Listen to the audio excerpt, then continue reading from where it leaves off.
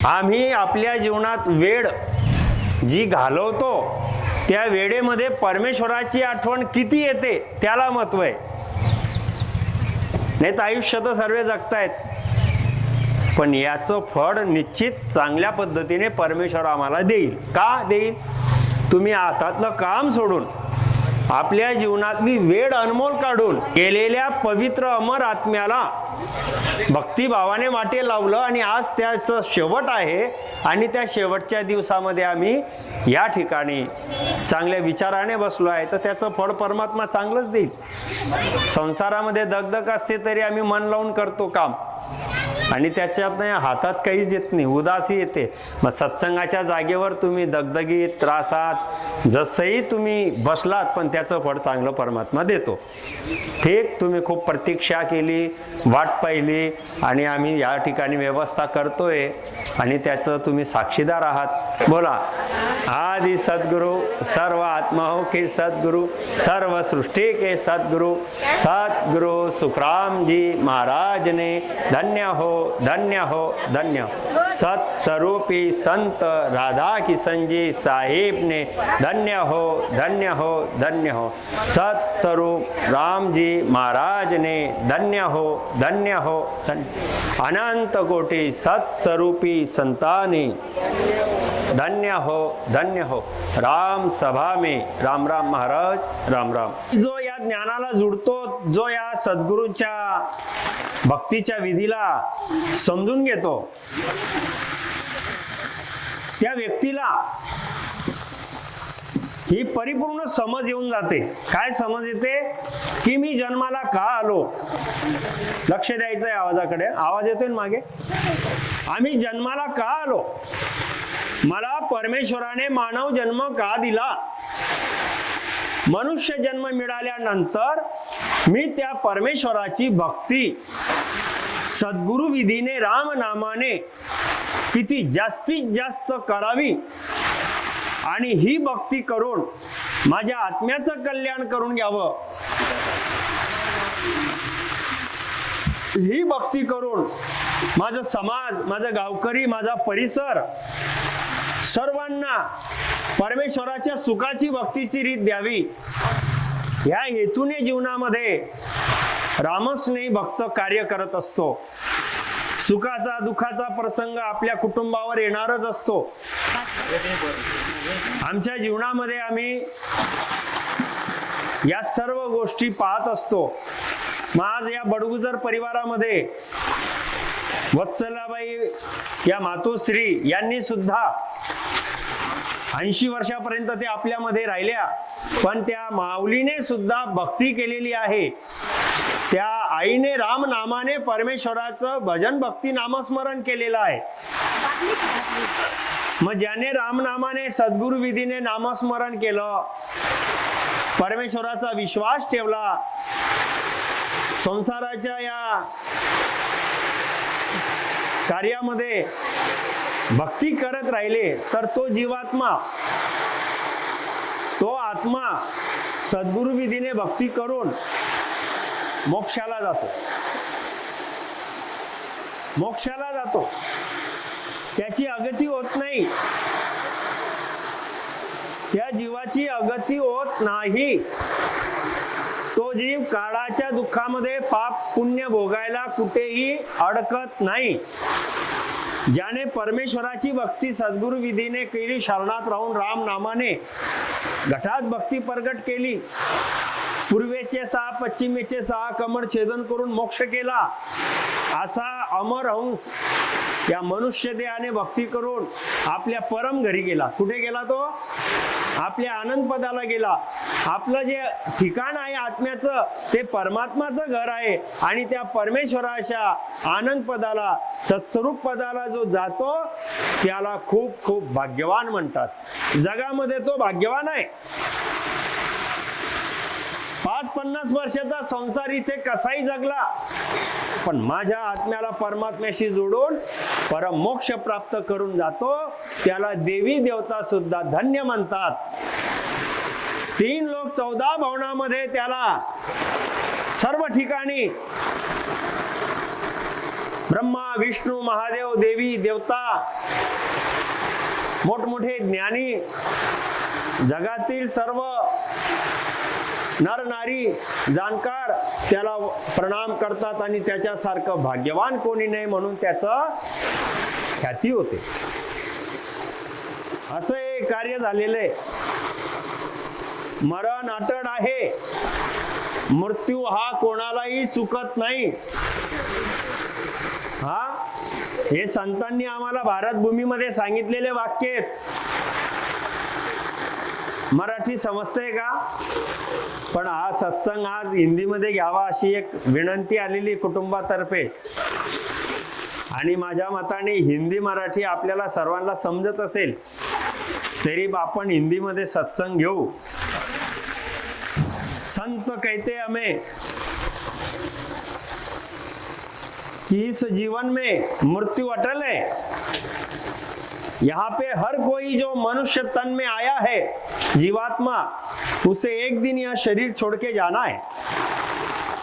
आदि सदगुरु सुखराम जी महाराज भी बताते हैं, और न तो को कछुआ नदी से ओ जुग जातो जोय. राम राम ओ जुग जातो जोय. सभी नर नारियों को गुरु महाराज बताते हैं. क्या बताते हैं? कि आपको यह दिखा नहीं क्या, और न तो को कछुआ नदी से, आपको ज्ञान नहीं समझ में आ रहा, आपको और संतों की बातें समझ में नहीं आ रही. ये मोह माया है, ये सब छोड़ के जाना पड़ेगा, अंत काल आएगा, मौत आएगी. ये सब ज्ञान संत बताते हैं, चेतावनी का. तो जगत के लोग नर नारी, आपको ये नहीं दिखाई दिया क्या के सुख देव जी कर हाथ रीता, उठ चले सब लोय, उठ चले सब लोय. गुरु महाराज बता रहे हैं कि और न तो कु कछुआ नदी से ओ जुग जातो जोय. कि ये सब लोग एक एक करके यहां से जा रहे हैं. यह शरीर छोड़ के एक एक को यहां से जाना पड़ता, यानी मौत आ रही है. यह सब जा रहे हैं, मौत आ रही है. ये तो दिखाई दे रहा ना आंखों से. अरे मरना पड़ता, शरीर को जलाया जाता, कोई यहाँ पे रहता नहीं. जहाँ पे हम बैठते हैं ये मृत्यु लोक है, यह मृत्यु लोक है.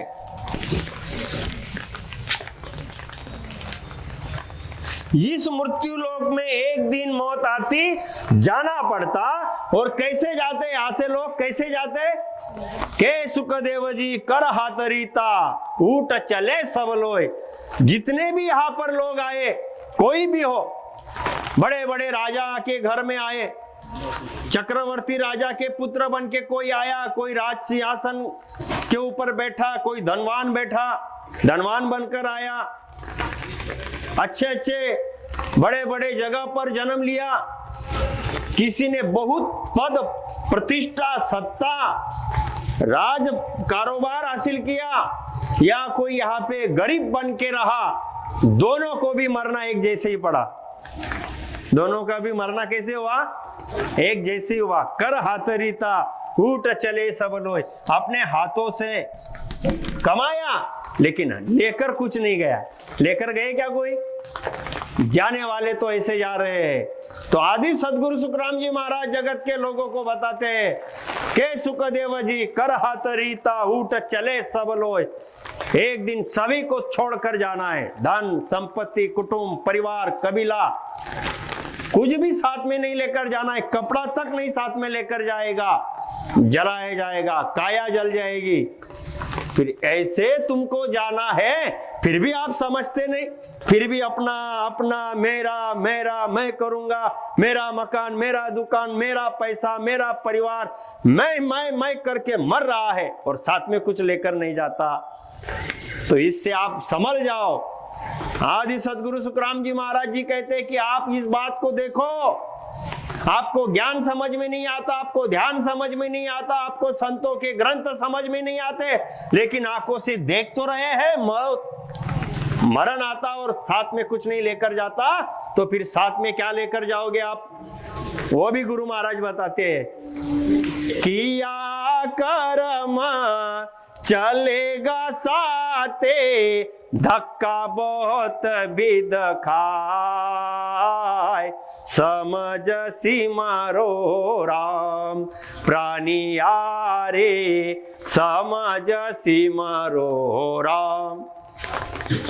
अरे मनुष्य प्राणी, साथ में तू क्या लेकर जाएगा? कि या कर्म चलेगा साथे वास, या कर्म जाएंगे कर्म।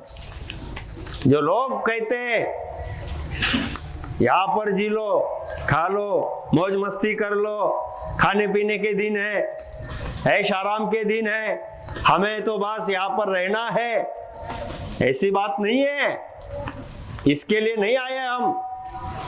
और जो ऐसा समझ के परमात्मा की भक्ति भूल जाते, जो ऐसा सोच के परमात्मा का राम भजन सद्गुरु विधि से आकर करना भूल जाते, भजन भक्ति सत्संग ज्ञान सब छोड़ देते, तो वह फिर साथ में कर्म लेकर जाएंगे कि या कर्म चलेगा साथे।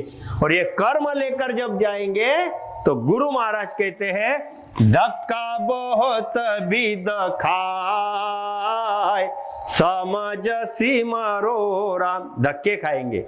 कौन से धक्के खाएंगे? काल के 84 लाख योनि में जाएगी। पशु पंछी जानवर, कुत्ता बैल, ऊंट घोड़ा, कीड़ा मकोड़ा, ऐसा बन के वो धक्के खाएगा, जन्मेगा। जन्मते समय दुख, जिस काया में गया पशु पंछी जानवर के, वो भटकते भटकते दुख, और उस 84 लाख योनि में तड़प तड़प के मरने का दुख। ऐसा वह 43 लाख 20 हजार साल तक जन्म मरण में जाएगा, ये कर्म भोगेगा। अभी ऐसा जो गाफिल है वह ऐसे कर्म भोगेगा, यम की मार खाएगा, यमराज के यहां जाएगा, वहां पे वह यम के दुख भोगेगा। ये दुख आगे है। ऐसे दुख में से निकलने के लिए फिर गुरु महाराज कहते हैं, अभी तो आप भजन करो। करना तो क्या है? प्राणी यारे समझ सिमरो राम। बस करना क्या था? समझ के परात परी परमात्मा, सबका स्वामी सबका मालिक जो है, ऐसे परमात्मा को आपने अपना मानना था कि बस मुझे तो परमात्मा आपकी भक्ति करनी है और राम भजन करना है। इतना तो करना था। इतना आप अंतर मन में सोच लेते और मुख से राम भजन करते रहते और संसार भी करते रहते, तो आपका मनुष्य जन्म सफल हो जाता। वो ही माता जी ने वही किया।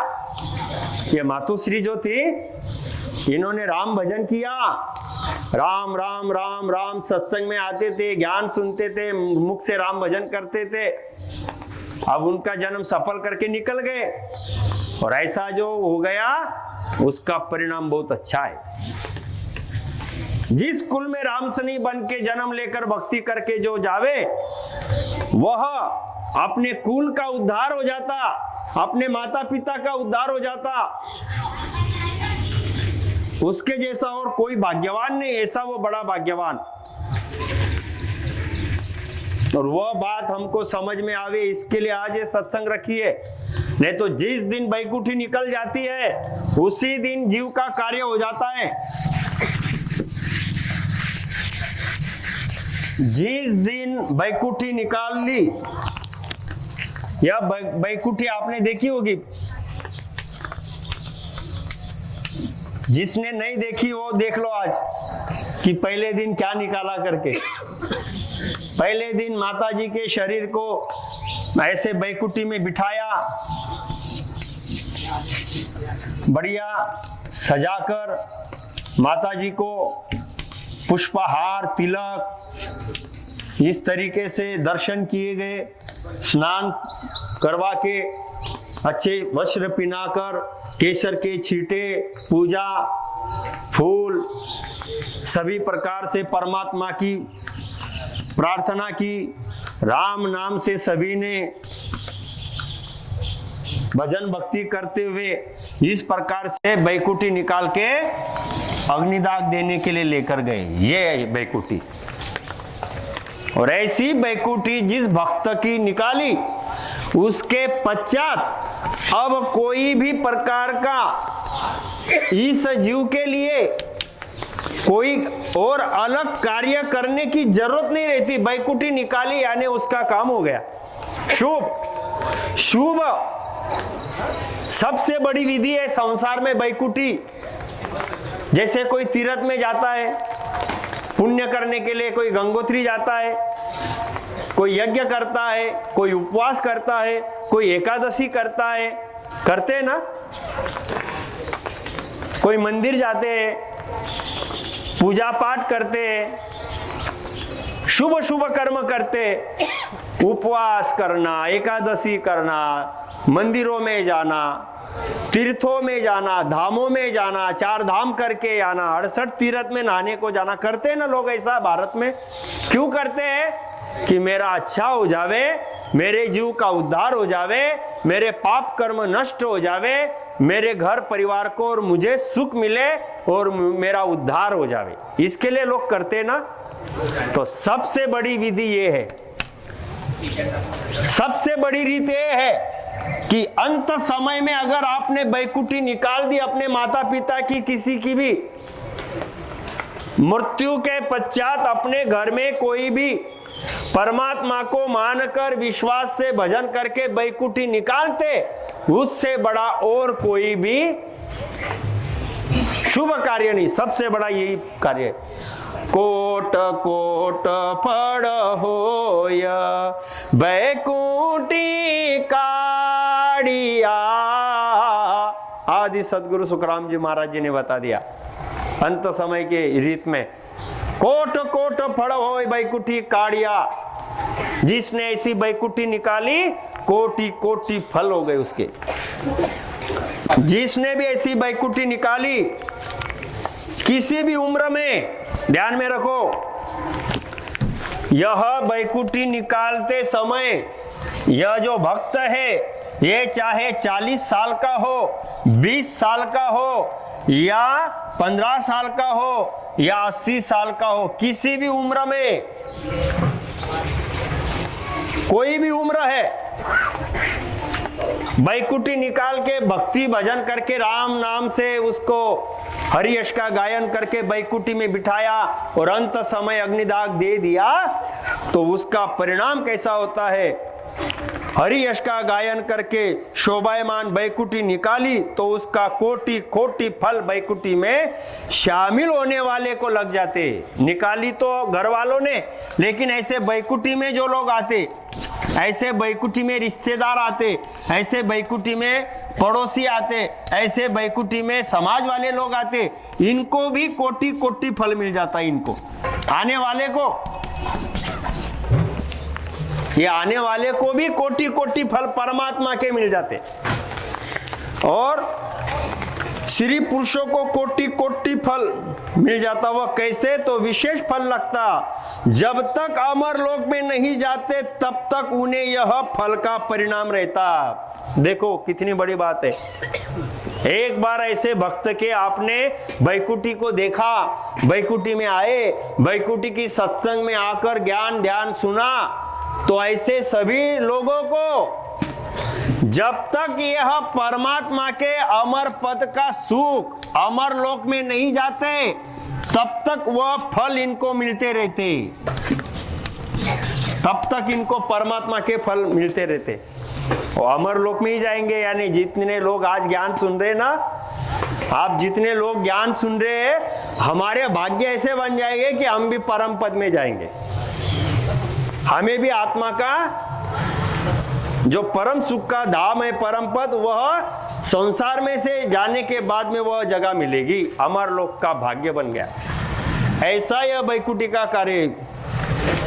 और यह संसार का सुख आते रहता, संसार में भी आपको परमात्मा सुख से रखते और अमर पद में जाते। ऐसा यह वैकुंठी का कार्य है, इसलिए इसको शुभ मानना, ज्ञान से समझना। नहीं तो बस हम चले गए थे अंत समय में, वहां पर किसी ने रोने नहीं दिया, वहां पर तो वो लोग पालकी निकाल कर ले जा रहे थे, वहां पे तो मौत का माहौल नहीं था, किसी ने ना तो बाल दिए, ना तो पंडित जी को बुलाया, ना तो पिंडदान दिया, ना तो श्राद्ध किया, ना तो कुछ किया। बस उन्होंने एक काला काला बोर्ड लगा दिया और राम भजो करके बोलते थे। ऐसी लोग बात करेंगे बाद में, यही बात होती ना। ज्ञान से समझो आप, पहले तो जीते जी भक्ति करो, पहले तो आप भक्ति करो बस, और फिर ऐसा बैकुंठी निकाल के अनेक लोगों को आप अमर लोक में जाने के भाग्य देकर जाओ कि मेरे अंत समय में आने वाले को परमात्मा के भाग्य मिलेंगे और वह भी परमात्मा की भक्ति से सुखी बन जाएंगे। यह रीत है, ये ऊंची रीत है।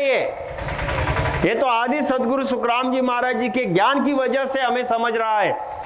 नहीं तो हम भी लोग संसार में रहने वाले सभी देह धर का दंड है जो सबको ही होय, देह धरे का दंड है जो सबको ही होय।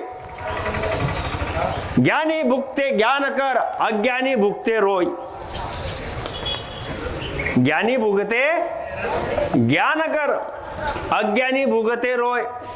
देह धरे का दंड यानी शरीर को हमने यहाँ पर हम आए जन्म लेकर, तो यह शरीर पंच तत्व का है और पंच तत्व की काया एक दिन यहाँ पे छोड़नी पड़ेगी, यानी मरना है। अब ज्ञानी भुगते ज्ञान कर, अज्ञानी भुगते रोय। अब मौत जैसा किसी के यहाँ पर, किसी के घर में किसी का भी शरीर छूट जाता है। संसार में लोग जितने भी है, जिन्हें सद्गुरु विधि मालूम नहीं, भक्ति मालूम नहीं, परमात्मा की भजन भक्ति से जुड़े नहीं है, ऐसे संसार के लोग हैं। अब वहां पर भी किसी के माता पिता का शरीर छूटता है, तो वहां पर शरीर छूटने के बाद में क्या होता है, वह सब दुख मनाते हैं। क्या मनाते हैं? दुख। दुख कैसा मनाते हैं कि हे मालिक परमात्मा राम जी, तूने मारी खोटी कर दी। पत्रिका छापते, राम जी तूने मारी खोटी कर दी। अतः राम जी क्या खोटी करने वाला है क्या? हाँ, एक दिन तो जन्म लिया था, एक दिन तो मरना है। ये राम जी ने मारा क्या? परमात्मा ने मार दिया क्या इसे? अरे परमात्मा ने तो मानव जन्म दिया कि जा बंदे सत्कर्म कर, सत्संग कर, राम भजन कर, परोपकार कर, दया कर, सब में परमात्मा का रूप देख के सभी को सुखी बनने का मार्ग बताना, और तू भी राम भजन करके आत्म सुखी हो जाना। इसके लिए मानव जन्म राम जी ने दिया था। लेकिन यह ज्ञान ध्यान तो कुछ किया नहीं, और मरने के बाद और परमात्मा राम जी को ही दुख देने लगे, दोष देने लगे कि परमात्मा ने खोटी कर दिया, आज मौत आ गई, अब हमारा कैसे होगा, अरे ऐसा तो नहीं होना चाहिए था। वह फिर रो रो कर हम भी दुखी होते, हमारे परिवार को भी दुखी करते, आने जाने वाले को भी दुखी करके जीवड़ा को यमराज के दरबार में जाने की रीत हो जाती, और वो जीव को घेर घेर के यम के दूत मारते पीटते। पाप कर्म करके आया, तेरे परिवार में सब दुखी है, तूने ऐसा कौन सा कुकर्म किया, सब रो रहे हैं तेरे पीछे। ये मरने के बाद अगर ऐसा कोई करेगा तो जाने वाले को भी यमराज की पुरी में जाना पड़ेगा, मार खाना पड़ेगा, और इनको भी दोष लगेगा सबको। और यही रीत भक्त की होती है। राम सनी भक्त जानता है मुझे जन्म मिला है, एक दिन शरीर छोड़ना पड़ेगा, अच्छे कर्म करो, झूठी बातें मत करो, संसार का मोह जरूरत पूर्ता करो, संसार में ज्यादा मोह मत करो, कर्तव्य करते रहो, राम राम जपते रहो, भक्ति करते रहो, एक दिन तो मुझे जाना है, ऐसे सोच से रहता। ज्ञानी भुगते ज्ञान कर। और जिस दिन मैं यहाँ से जाऊंगा, परमात्मा को याद करना, राम भजन करना, अंत यात्रा में बैकुंठी निकालना। परमात्मा ने दिया हुआ जन्म परमात्मा के तरफ हम अग्निदाह देकर पंच तत्व में विलीन कर रहे हैं, ये ज्ञान से जाना है। इससे दोष नहीं लगता, जाने वाले को भी सुख मिलता, आने वाले को भी सुख मिलता और परम धाम में जगह मिलती। नहीं तो लोग क्या कहेंगे, जगत क्या बोलेगा, बाकी के लोग तो फिर मानते नहीं, फिर हमारा तो मजबूरी बता देते और जाने वाले के अंत समय में बिगाड़ देते और हम भी दुख में रहते और 1-2 साल में तो भूल जाते। 1-2 साल में कोई याद आता क्या? फिर आते क्या कोई याद? भूल जाते सब। इसलिए जीवन जीना है भक्ति करके और जाना भी है भक्ति करके। संसार की बातों को ज्यादा मत मानो, संतों की बातों को मानो। ये आदि सदगुरु सुखराम जी महाराज जी ने ज्ञान से समझाया है। इसलिए रामस्नेही के यहाँ पे किसी का शरीर छूटता है तो वह बैकुंठी निकालते हैं। विधि है ये भक्ति की रीत है। राम भजन करते हैं, भक्ति करते हैं और जो परमात्मा की भक्ति करके कार्य करेगा ऐसा उसको कोई भी दोष नहीं रहता। बहुत अच्छी रीत है ये आपको पुराणों में भी मिलेगा। हमारे जितने भी शास्त्र ग्रंथ पुराणों में लोग पढ़ते हैं वहां पे भी वो बातें मिली है। आपको देखना होगा तो कभी भी ज्ञानियों से पूछ लेना। लोग कहते हैं अभी मरने के बाद जो माहौल होता है, पितृ बिठाते, पिंडदान देते, ये थोड़ा सा हम देखेंगे। मौत का प्रसंग जब आता है तो ये शंका लोगों में रहती है, भक्ति वाले में नहीं रहती। जिनको मालूम नहीं उनको ये मालूम बताना पड़ता है। पिंडदान, हाँ, पितृ बिठाना, पिंडदान करना, तेरवा करना, फिर 1 साल के बाद में और करते, वर्षी बोलते इधर महाराष्ट्र में हमारे तरफ 1 साल में और वर्षी मनाते करते ना। तो यह क्या है, यह किसके लिए है? राम से नहीं, भक्ति वाले के लिए नहीं है। जिसने राम राम राम राम भजन कर लिया उसका वर्षी का काम नहीं रहता। उसको 1 साल तक कोई रुकाता नहीं। यमराज के यहाँ जो 1 साल तक रुका उसके लिए बोलते वर्षी। 1 साल तक जिसको गति नहीं हुई, अभी तक इंतजार कर रहा है मेरा कर्मों का लेखा जोखा, वहां पे यमराज के दरबार में 1 साल तक उसके कर्म के लेखे जोखे पढ़े जाते। तूने कितना गुनाह किया, अपराध किया, तूने क्या क्या किया, वो हिसाब चलते रहता, उसको बोलते वर्षी। और 1 साल के बाद में उसके नाम से यहाँ पे खाना पीना भोजन देते और फिर बोलते कि अभी उसको आगे भलाई होगा। अरे 1 साल तक अपने जीवों को, माता पिता को क्यों वहां पे रुकाना? 1 साल तक क्यों रुकाना? वहां पर राम भजन कर देना।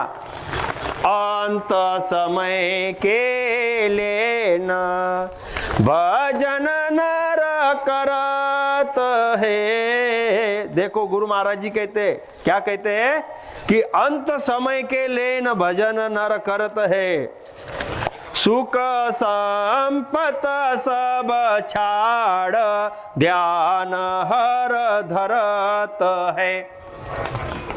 1 साल तक उनको वहां पे लेखा जोखा पढ़ेंगे, फिर उनको आगे क्या कर्मों की सजा मिलेगी, फिर आप यहाँ पे उनके नाम से कुछ वर्षी मनाओगे। इतना क्यों रुकना?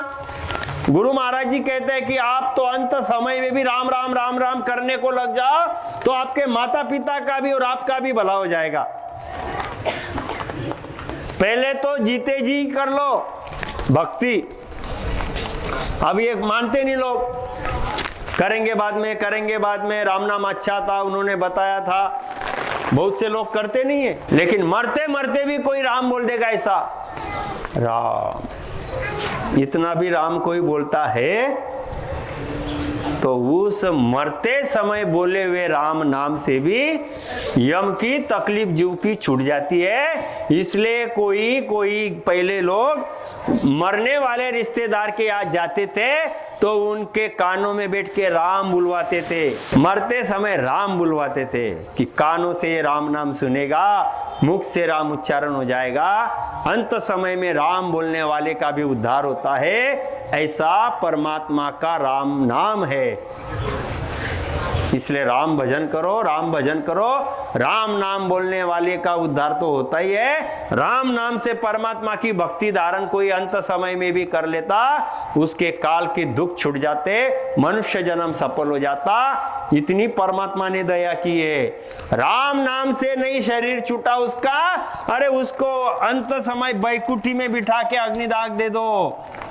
ये बैकुंठी भी निकाल ली। पापी से पापी, बहुत कर्म किए, कोई उसने पुण्य कर्म नहीं किया, कुछ नहीं किया, लेकिन आपको मालूम है कि अंत समय परमात्मा के रीत से बैकुंठी निकाली, बैकुंठी, तो इसको भी काल छूट जाता, आगे मानव जन्म मिल जाता। नहीं तो लोग बोलते भक्ति किया था इसलिए बैकुंठी निकाली। आपने जानकारी लिया और आपके घर वालों का अंत समय जीवड़ा का उद्धार होने के लिए भी बैकुंठी निकाली, तो भी उसका मानव जन्म पक्का हो जाता, काल के दुख में नहीं जाता। इसलिए ये भक्ति करो, राम भजन करो। नहीं तो दो भाई थे, गोकर्ण और धुंधकारी, पुराण में दिया है। गोकर्ण और धुंधकारी दो भाई थे। कथा ये बहुत बड़ी है, लेकिन पिंडदान के ऊपर हमें बोलना है, इसलिए मैं बोल रहा हूं। ये दोनों भाइयों का भी रीत बड़ी, इनकी जन्म की रीत, ये कैसे जन्म में आए। तो ये दोनों भाई थे, धुंधकारी और गोकर्ण।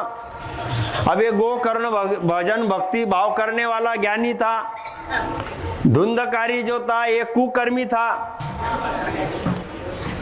इसने पाप कर्म किए, कभी सत्कर्म नहीं किया, भजन भक्ति नहीं की, पापी था। वेश्याओं का संग किया, माता पिता को कष्ट दिया, माता पिता की सेवा नहीं की, माता पिता को तकलीफ दिया, माता पिता का धन संपत्ति सब इसने बर्बाद कर लिया, उनको मारा, पीटा, हकाल दिया माता पिता को। इतना ये धुंधकारी बड़ा पापी था। और जब तक इसके पास धन संपत्ति थी तो इसने महिलाओं का कुकर्म का संग करते करते सब बर्बाद कर दिया वेश्याओं के साथ। अब ये इसका धन संपत्ति खत्म हो गई और जो चारों पांचों महिलाएं इसने घर में लाई थी वो भी पैसा खत्म हो गया। अब ये मारना पीटना शुरू कर दिया तो वो महिला भी बेजार हो गई, वो बोलती थी पैसे तो इसके खत्म हो गए।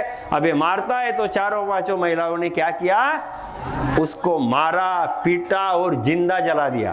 क्या किया, उसको मार पीट के जिंदा जला दिया। अब ये हो गया भूत, जिसकी ऐसी मौत होती है, अतृप्त आत्मा, जिंदा मार पीट के उसको जला दिया। अब यह अगति जैसा, मोगा पित्तर जैसा भूत बन के भटक रहा है।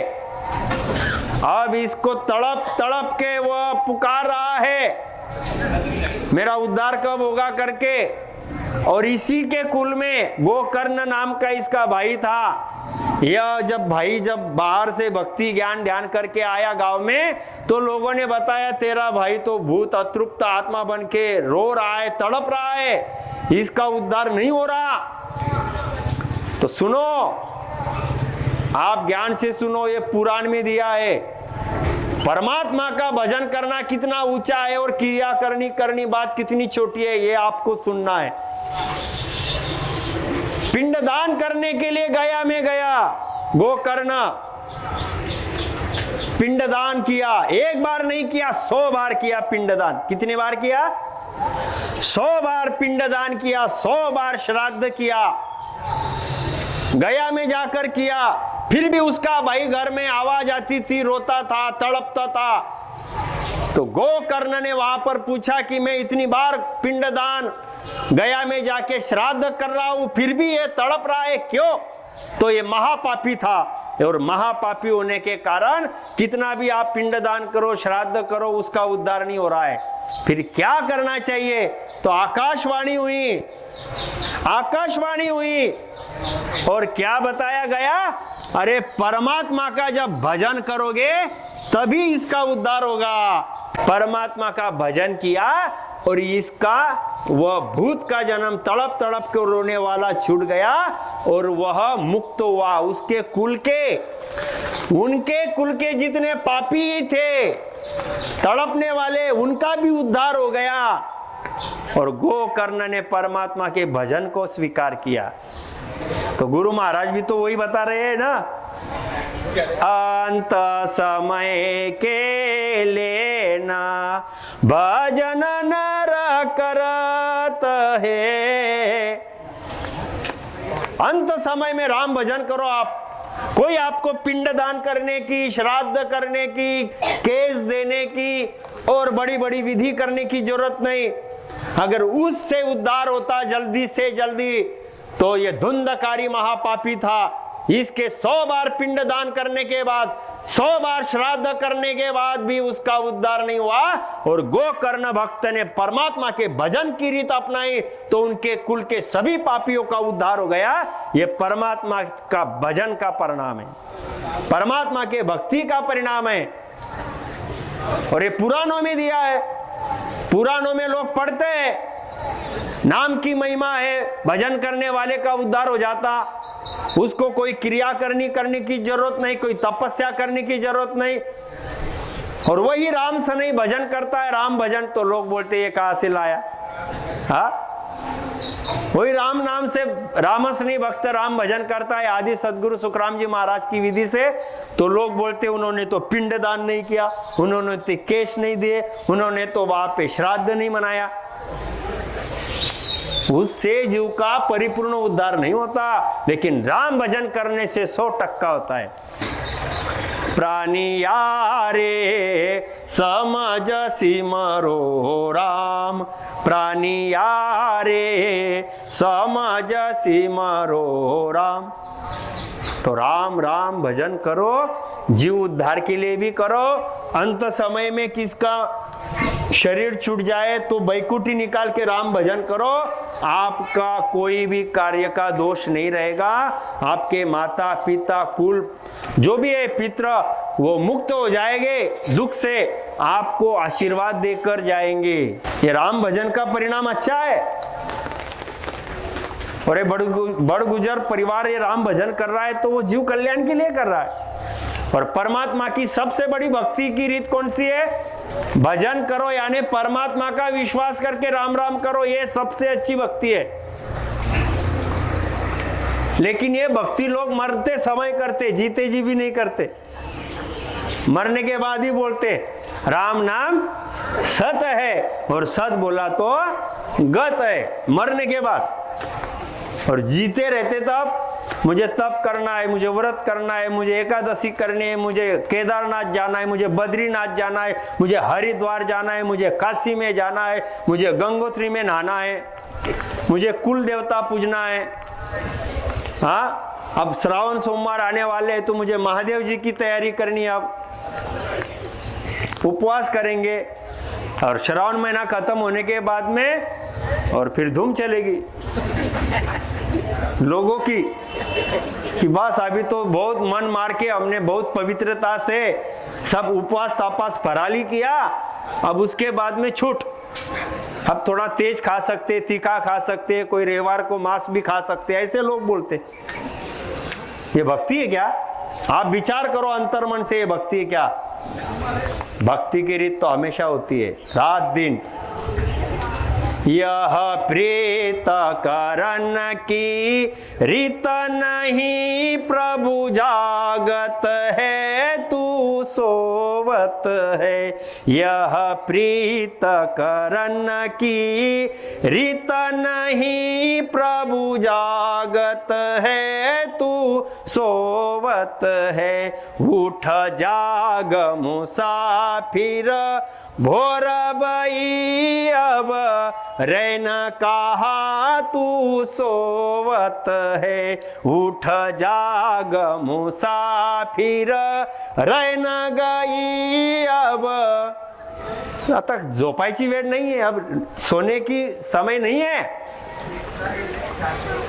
रात चली गई, सुबह हो गई, अब तो भजन करने की रीत है, करो राम भजन। 84 लाख योनि, ये घोर अंधेरा था, पशु पंछी जानवर बन के भटक रहा था। जब तुम्हारे से राम भजन नहीं हो रहा था, करते भी थे तो भक्ति प्रकट नहीं हो रही थी। अब सुबह हो गई, मनुष्य जन्म मिल गया, मनुष्य जन्म मिल गया, ये ज्ञान का उजाला आ गया। सुबह हो गई, सुबह हो गई, अब उठो भजन करो। प्रभु जागत है तू सोवत है। अरे परमात्मा ने तुझे मानव जन्म दे के इंतजार कर रहे हैं कि अब ये राम भजन करेगा, अब राम भजन करेगा, राम भजन करेगा। प्रभु जागत है, वो दीन दयाल परमात्मा जागरूक है कि अब इसको मानव जन्म दिया, ये कब भक्ति करेगा। लेकिन ये अज्ञानता में सोया है, सो रहा है ये। यह प्रीत करन की रीत नहीं, प्रभु जागत है तू सोवत है। अज्ञानता में सो रहे हम। भक्ति भी लोग बोलते हैं कि हम तो भक्ति कर रहे भैया, हम तो भजन भक्ति हम भी कर रहे हैं, पूजा पाठ मंदिर धाम उपवास एकादशी तीर्थ ये भक्ति कर रहे हैं हम। संसार के लोग बोल रहे भक्ति, संत कहते हैं भक्ति नहीं है, ये भक्ति नहीं है। भक्ति भक्ति सब कहे, भक्ति न जाने भेव। घर घर में भक्ति, गांव गांव में भक्ति है, जहां देखो वहां लोग भक्ति कर रहे हैं।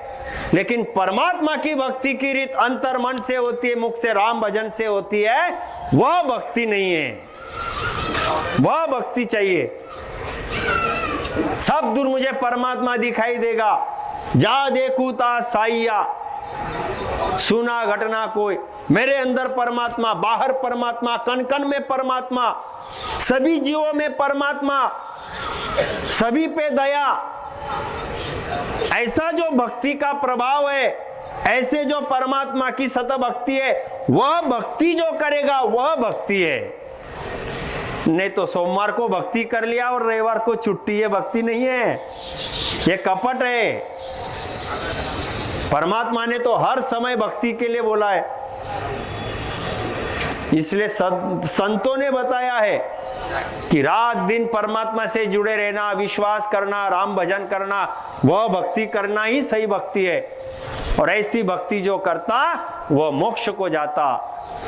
और संसार में जो लोग भक्ति के नाम से भक्तियां कर रहे हैं, वो त्रिगुणी माया की भक्तियां है, वह त्रिगुणी माया की भक्तियां है।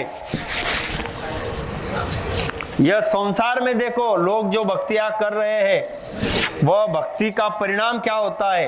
ये सत्स्वरूप पद, सत्स्वरूप परमात्मा, अमर पद, आनंद पद, इसी के साथ में है होनकाल। यह होनकाल, होनकाल पद। इस होनकाल में यह माया पद। हम थे आप ब्रह्म में, होनकाल के इस जीव ब्रह्म में हम थे।